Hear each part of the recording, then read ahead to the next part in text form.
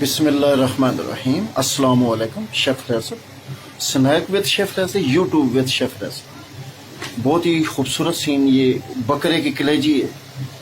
इसको बनाने का बहुत ही आसान तरीका मैं बताता हूँ।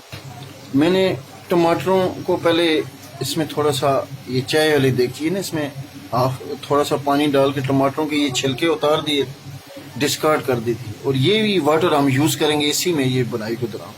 और कलेजी के अंदर लहसुन अदरक का पेस्ट, कुटी हुई लाल मिर्च डाल के अच्छी तरीके से बुनाई करते हैं। और इसके ऊपर कवर ज़्यादा देर नहीं रखते क्योंकि हार्ड हो जाती है।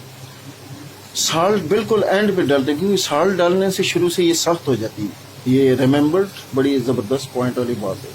और ये अभी बुनाई के दौरान ये अभी थोड़ी देर में ऑयल इसका निकल आ जाएगा तो दोबारा ये जो टमाटरों के एक्स्ट्रा हम लोगों ने छिलका उतारने की नीयत से ये डाले थे, ये ऐड कर देंगे और बिल्कुल ये भी ड्राई हो जाएंगे। तो कलेजी ऑलमोस्ट डन हो जाएगा। आखिर पे हरी मिर्चें, अदरक लंबी काटी हुई और थोड़ा सा चुटकी भर गरम मसाला ऐड कर देंगे। That's done. और ये बेस्ट तरीका है क्योंकि कई लोगों को नहीं पता, हार्ड कर देते हैं, सख्त पत्थर की तरह सख्त हो जाती है।